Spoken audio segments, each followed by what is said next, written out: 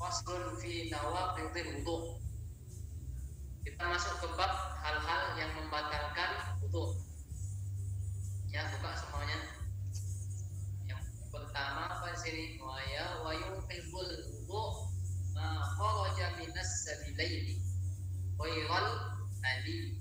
Ya. Segala sesuatu yang keluar dari, mohon maaf, dari dua lubang. Mohon maaf ya, depan dan belakang. Kecuali air mani.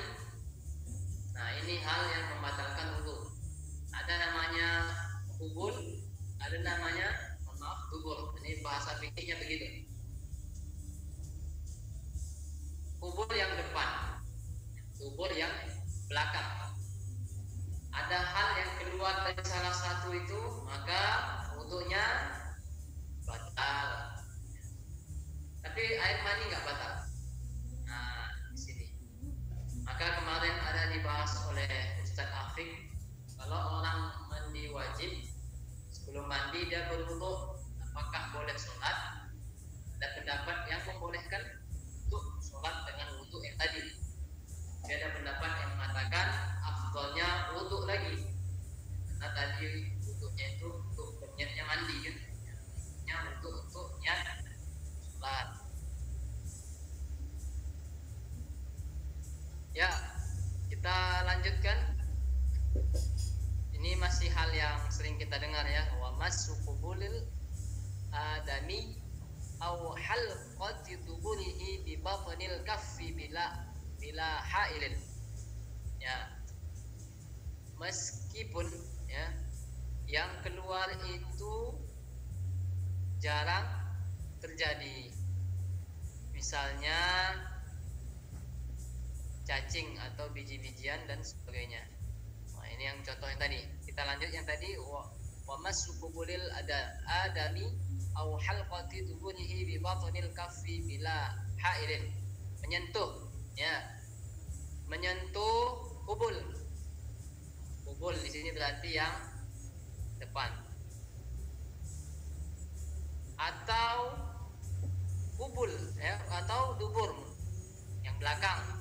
Dengan telapak tangan ya, dengan telapak tangan di batnil kaffi bila hailin, tanpa penghalang ya. Tanpa penghalang. Jadi kalau tersentuh, nah ini pembahasannya, kalau tersentuh apakah batal? Misalnya nggak sengaja, tapi tidak seluruh tangan, tidak seluruh telapak tangan, tersentuh sedikit dan tak sengaja, maka sebagian pendapat tidak batal wudunya, ya, tidak batal. Tapi kalau sudah menyeluruh telapak tangan, baik sengaja maupun tak disengaja, Anda mengambil batal ya, pendapat yang membatalkan.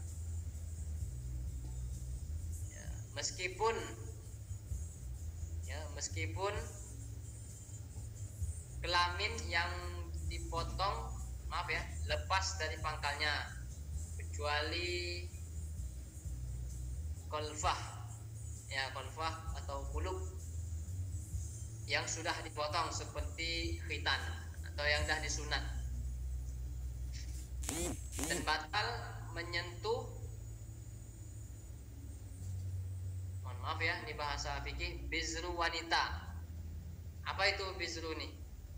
Yakni daging kecil yang berada, mohon maaf, di atas farji wanita.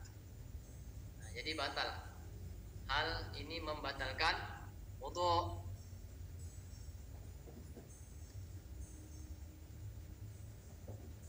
Walaupun yang disentuh tadi, mohon maaf, yang sudah disunat. Mohon maaf, punya kamu udah disunat nih, yang laki-laki kamu sentuh dengan telapak tangan, maka batal ya. Mau udah disunat maupun belum disunat, nah sama-sama batal. Maka kalau memandikan jenazah ya, kita diajarkan pakai apa? Penghalang atau alas tangan atau apa namanya, sarung tangan ya, supaya apa? Supaya ya tidak terganggu si mayit yang pertama, ya. Yang berikutnya si mayit wudhunya pun tetap dengan adab. Nah ya, tetap dengan adab, tidak sembarangan. Kalau dengan kulit bertemu kulit, apalagi yang dibasuh adalah kelamin si mayit, maka ini makruh, ya, sebagian pendapat. Dan ada pendapat yang makruh tersebut. Bersentuhan berikutnya, bersentuhan kulit, ya. Walam subasyaratil ajnabiyah ma'a kibar. Sentuhan kulit antara laki-laki dan perempuan yang sudah dewasa atau yang sudah besar. Yang golongannya di sini bukan mahram, ya, bukan mahram.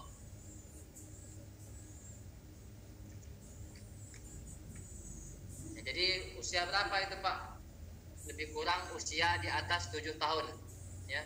Lebih kurang usia di atas 7 tahun.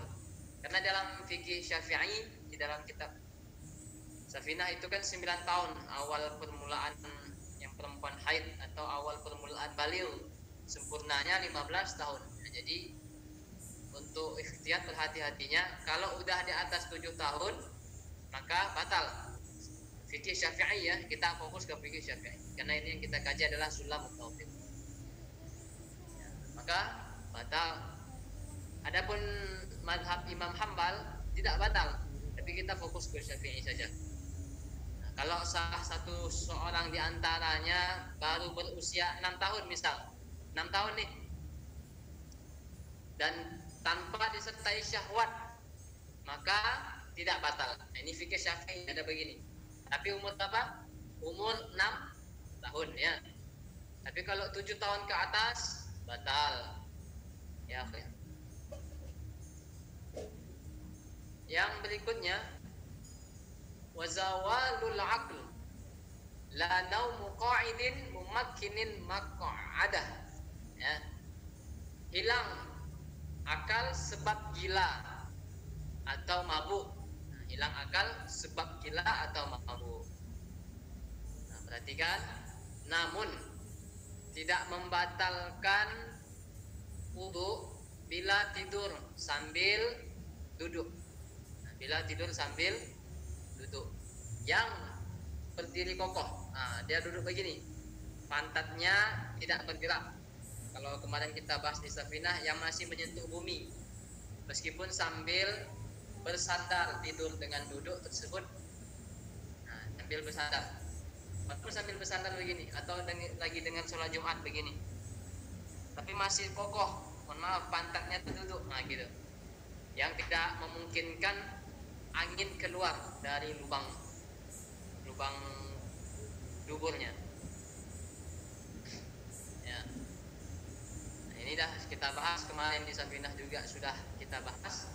Di sini juga kita ulang-ulang aja sebenarnya, kita ulang untuk memperkuat keyakinan, ya, memperdalam lagi, atau supaya nggak was-was. Jadi diulang-ulang aja, ya kan?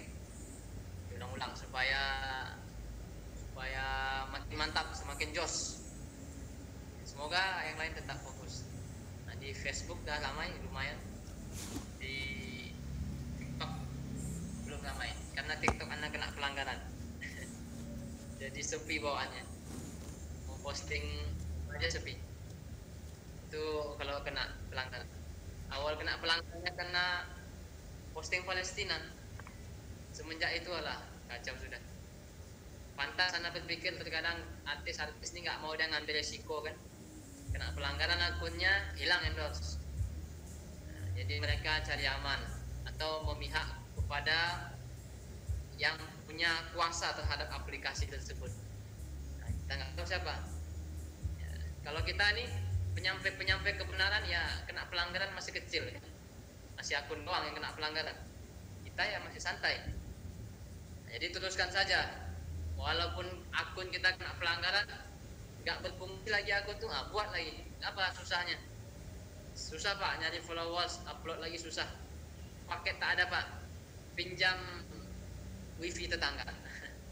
Nah, bilang saya mau ngepost kebaikan, nanti pahalanya untuk kamu juga nih Pak atau Bu.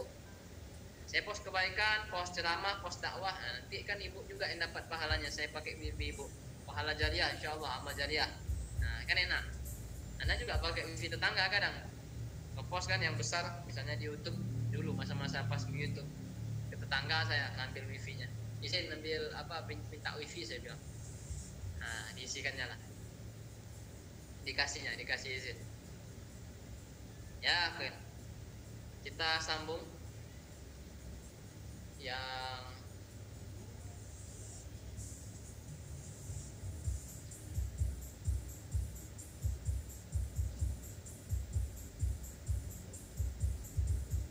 faslun fil istinja, ya, bab tentang istinja atau bersuci. Kita selesaikan yang ini ya. Yajibul istinja min kulli ratbin kharijin minas sabilaini ghairil mani bil ma'i ila ay yatahura al mahallu aw yamsahahu bi thalathi masahat aw kasura ila ay yanqa al mahallu wa in baqiyal asaru bi qali'in tahirin jamidin ghairi muhtaratin min ghairin iqalin wa qabla jafa. Wajib istinja, bercebok lah bahasa kitanya, atau bersih, membersihkan kemaluan kita setelah buang air, mau buang air kecil, buang air besar, nah itu istinja. Nanti ada yang nggak tahu istinja, nah, keterlaluan memang. Dari setiap benda yang berair yang keluar dari salah satu lubang kemaluan, ya, mau depan mau belakang, kecuali mani. Nah, kecuali mani. Nabi pernah sholat. Ada dua riwayat. Riwayat pertama, maaf, di kain Nabi terlihat kerak-keraknya mani, sehingga sebelum sholat Nabi hanya membersihkannya, ya. Kemudian Nabi pakai baju yang tadi tidak dibasuh oleh Nabi karena masih suci. Jadi air mani suci. Tapi kalau keluar mani wajib mandi, ya. Wudu tidak batal. Wudu tak batal, tapi wajib mandi. Ya, ini yang terkadang hal ini dipatahkan, ya, berusaha orang-orang kafir, orang liberal, orang sekuler. Kenapa nih? Kalau buang air kecil batal, kok wudu? Tapi kalau mani, kok tak wudu? Kok wudunya nggak batal? Nah, begitu. Jadi mereka mencari celah-celah. Kita bisa menjawab hal ini, ya, dan gampang.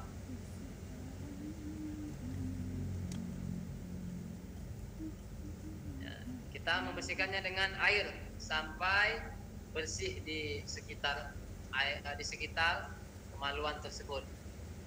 Yakni kapan dikatakan bersih? Ketika bekas najisnya hilang, ya, bekas najisnya hilang, atau membersihkannya dengan 3 usapan atau lebih. Nah, kalau ikut Nabi tentu yang ganjil-ganjil, sunnahnya 3. Ya, termasuk wudu, termasuk istinja 3 kali. Kalau air tak ada Pak, apa boleh pakai tisu? Boleh. Apa boleh pakai kain?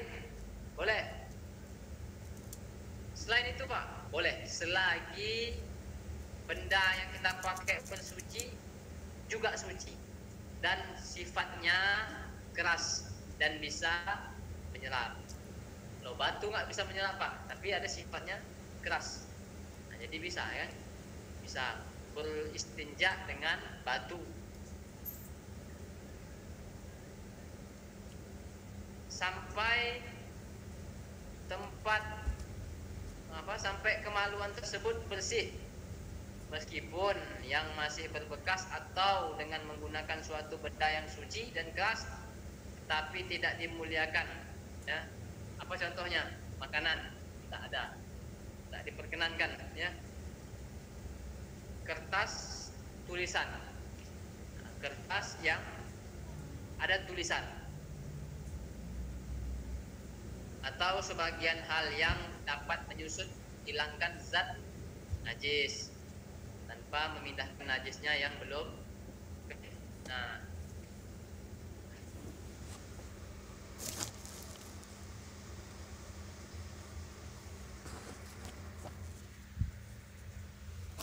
jadi kalau berwudu dengan batu, beristinja dengan menggunakan batu, yang pernah kita bahas.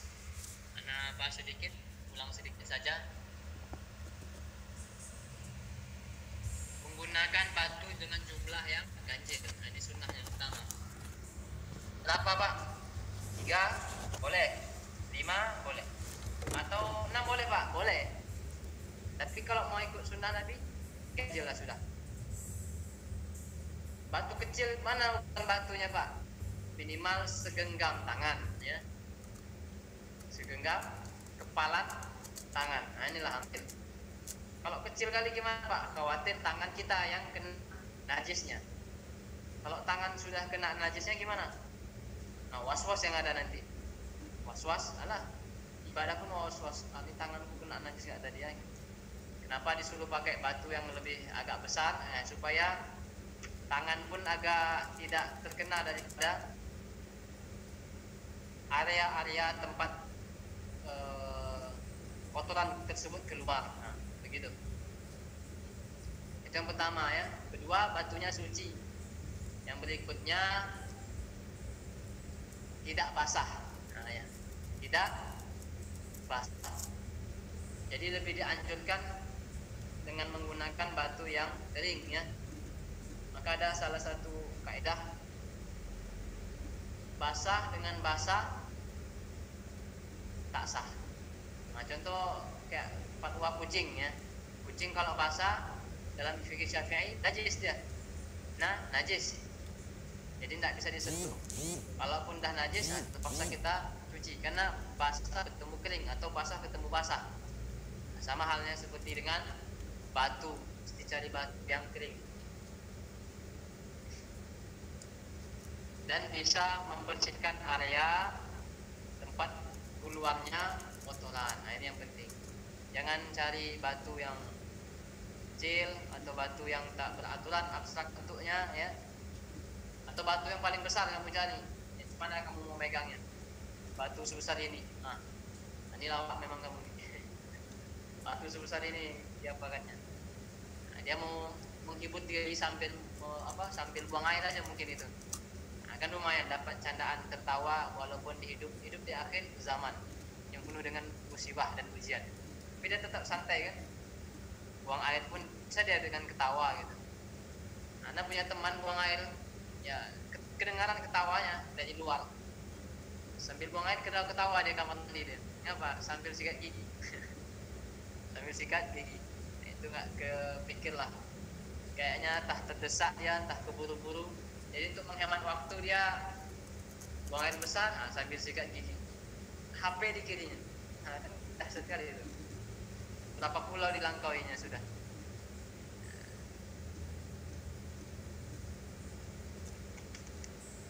Oke, dah itu dulu kita bahas. Kita sambung sedikit tentang akhlak. Bukan di kitab bukan di kitab apa namanya? Akidah, bukan. Kita bahas sedikit aja, ini tambah-tambahan.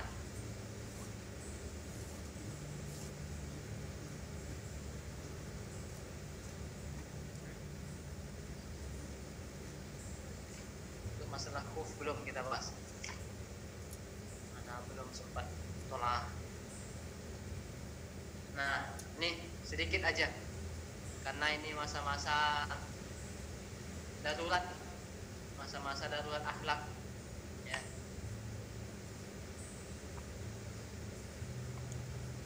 Kita bahas ma'asil lisan, maksiat lisan.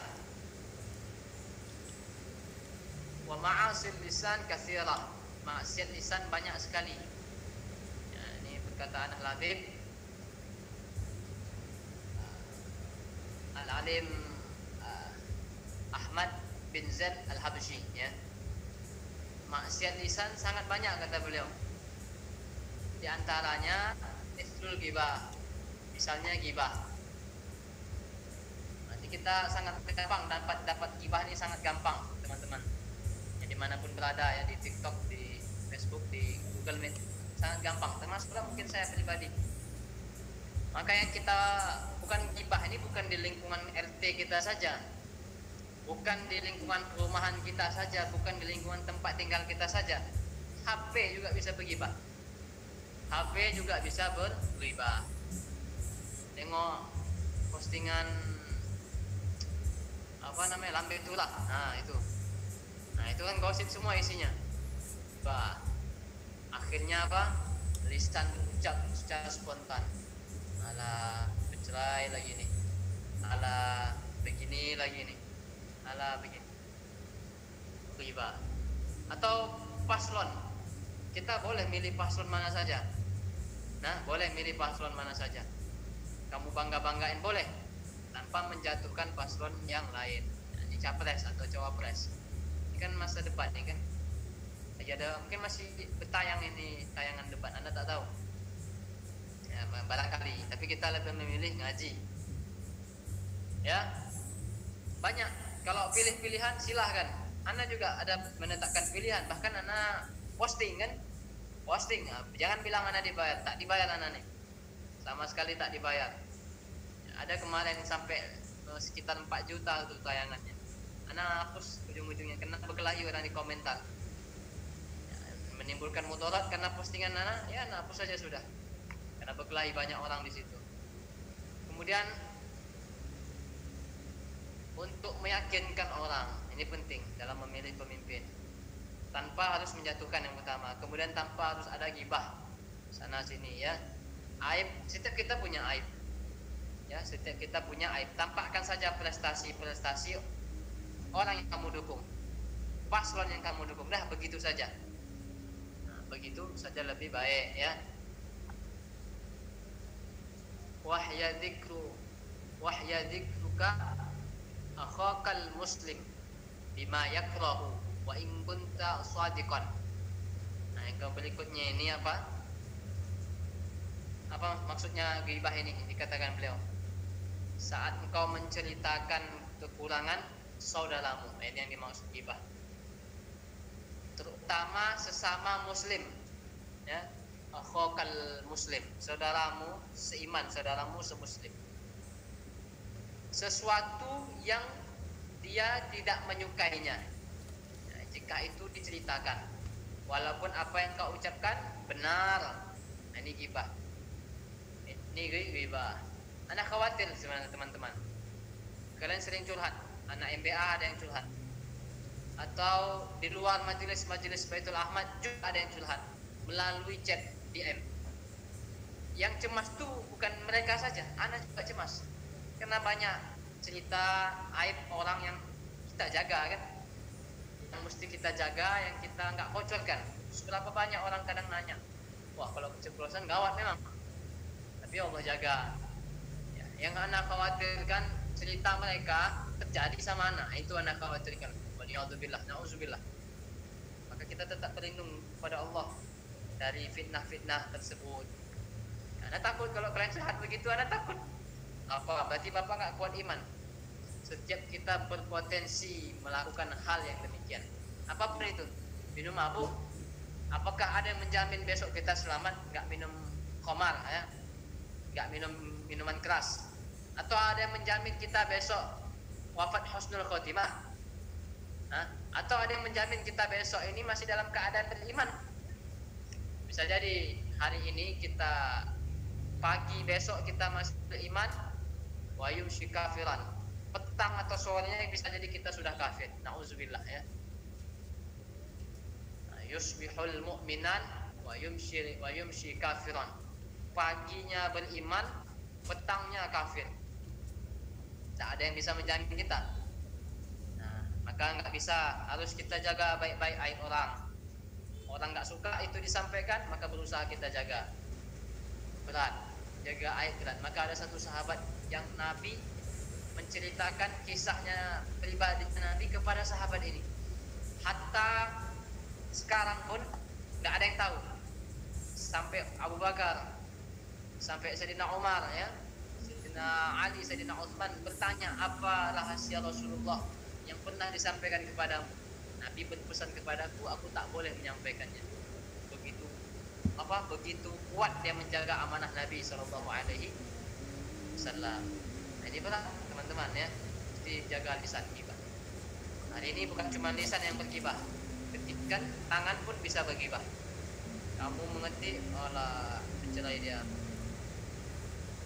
atau kamu mengerti ala paslon ini, nah, begitu ya.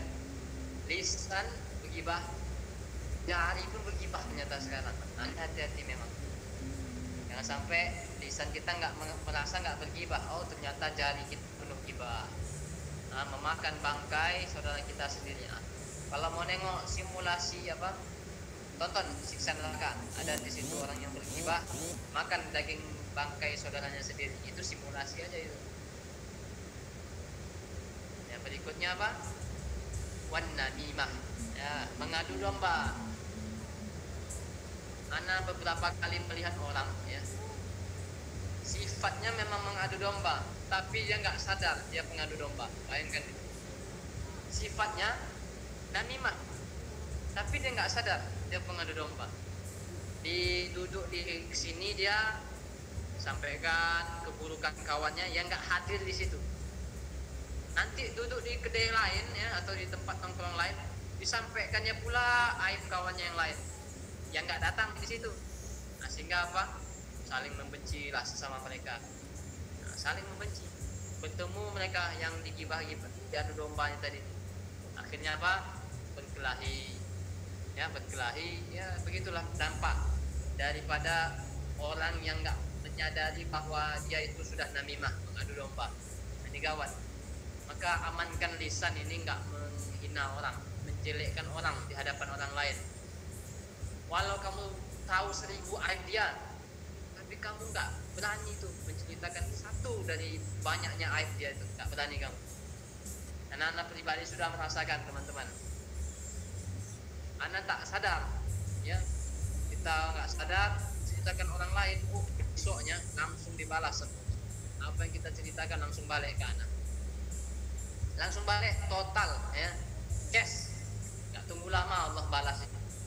Anak merasa, langsung anak istighfar. Apa sebabnya Allah? Oh, baru anak ingat kemarin tak sengaja, ya, tak sengaja, bayangkan, tidak sengaja itu. Kemarin tak sengaja, ya Allah, anak cerita begini. Nah, ternyata itu bagian dari apa? Gibah, bagian daripada namimah. Nah, berikutnya wal kadhib, berdusta atau berbohong.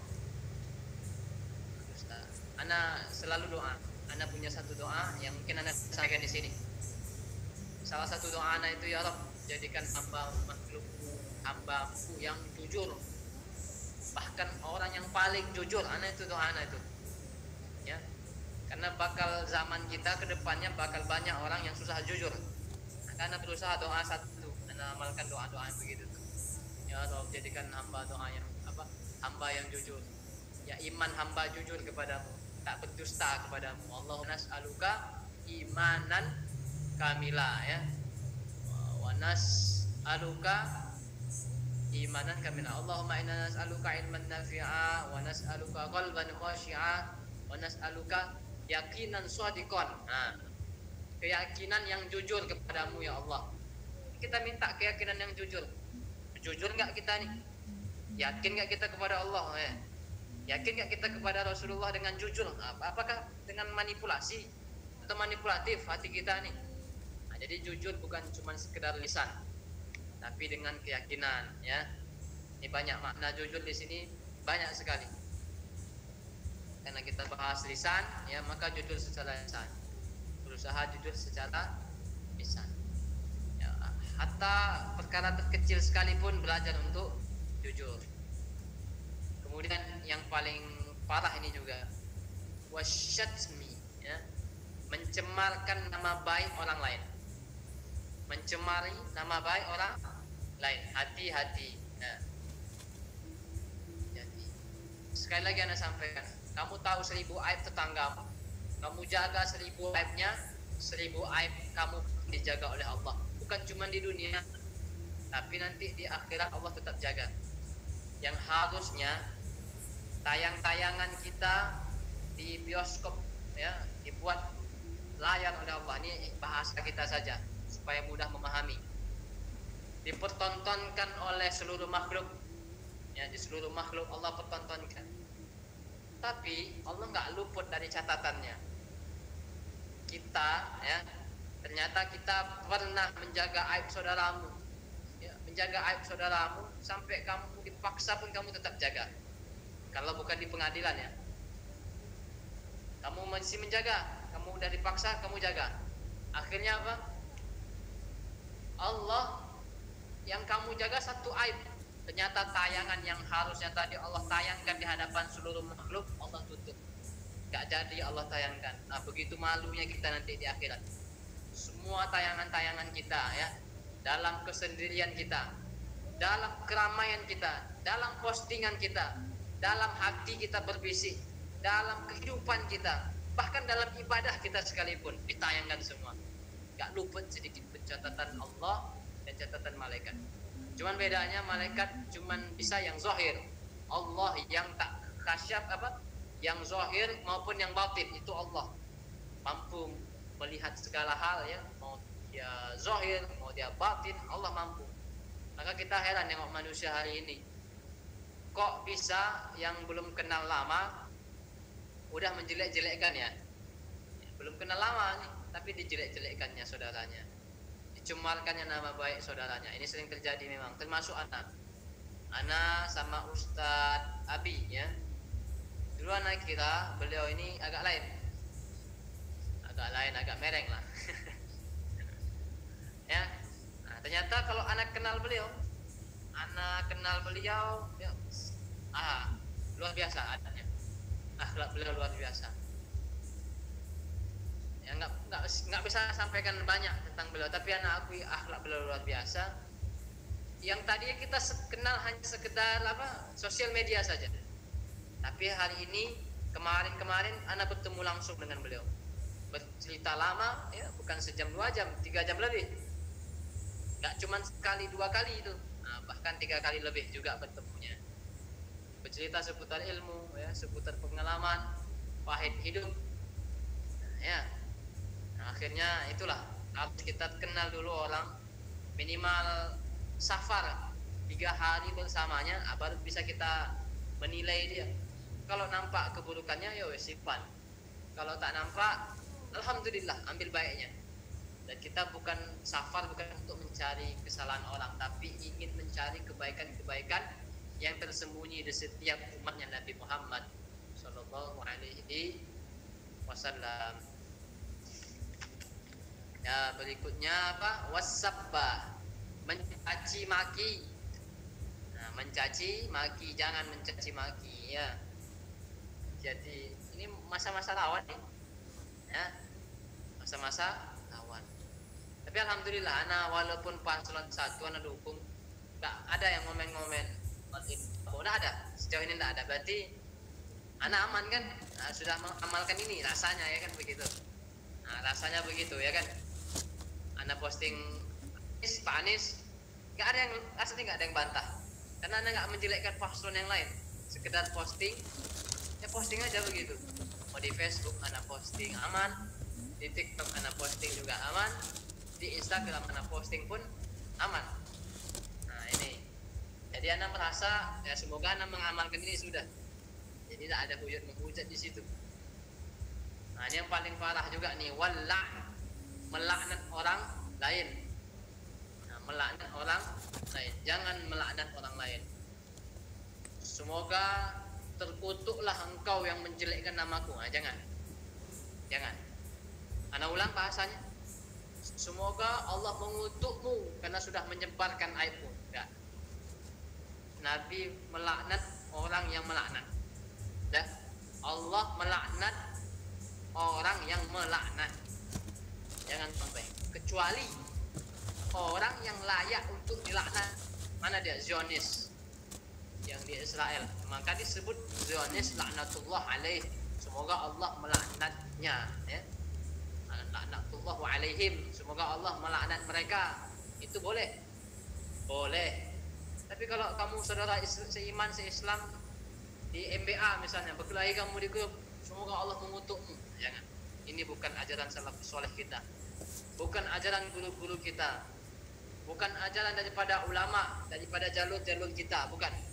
Kalau ada yang begini, maka keluar dari jalur kita. Jangan mengaku daripada Majelis Baitul Ahmad. Jangan ngaku-ngaku. Ya. Nah, jadi nggak boleh mengutuk orang. Wa ghairiha dan lain-lain sebagainya. Ya, mungkin itu dulu yang kita sampaikan. Tetap semangat, ikhtiar. Yang masih bingung, yang masih rasa-rasanya masih melakukan ini, tobatlah. Ya, sadar diri. Istighfar, astagfirullah, astagfirullahaladzim. Semoga dengan istighfar itu tergambar di kepala kita, di benak otak kita, di pandangan mata kita, dosa-dosa yang dah kita lakukan. Nah, ini ciri-ciri istighfar yang sampai kepada Allah. Tergambar semua dosa-dosanya. Nah, terbayang semua dosa-dosanya dengan istighfarnya. Astagfirullah, tadi sholat aku masih mikir dunia, ya. Tadi sholat aku masih mikir cicilan. Tadi sholat aku masih mikir Shopee Paylater, misalnya begitu. Tadi aku sholat masih mikir motor rusak pula, duit tak ada, tanggal masih muda, duit dah habis. Nah, misal begitu. Nah, semoga kita dijauhkan dari hal.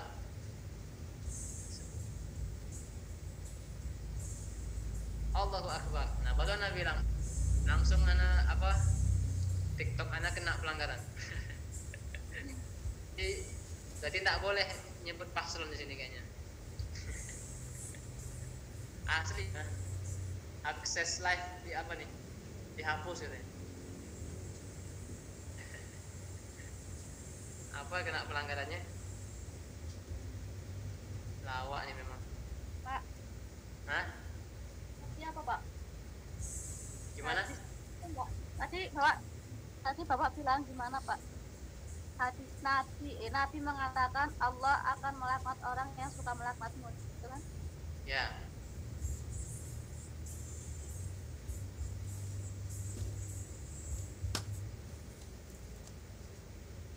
Oh iya, karena paslon nih, memang. Nampak tuh pada lana lawak kan memang bisa begitu.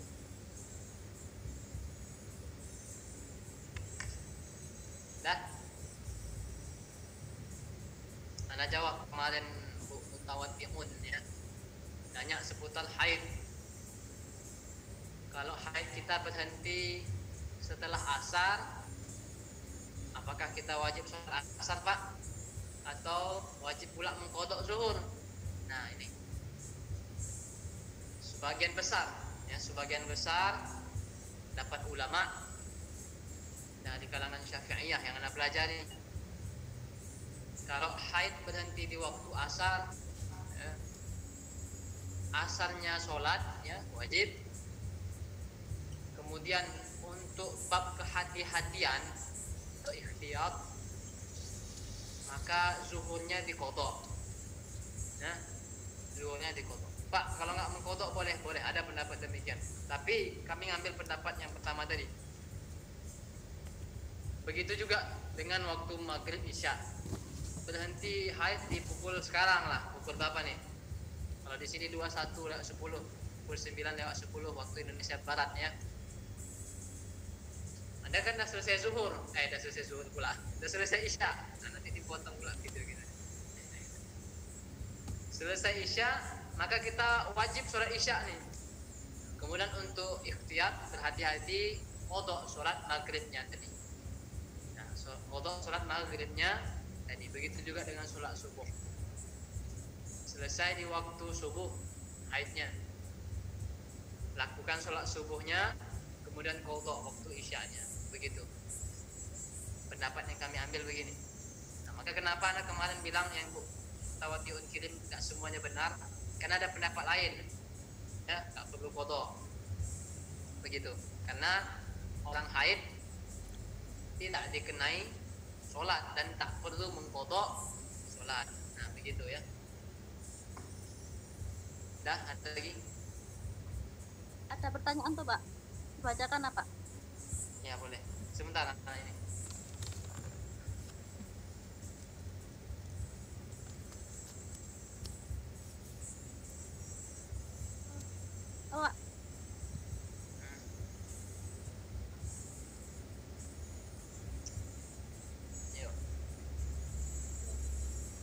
Assalamualaikum Pak. Kita memakai cincin atau gelang pada berwudu, apa wudunya sah? Syukron. Nah, seminggu yang lalu dah Ana sampaikan.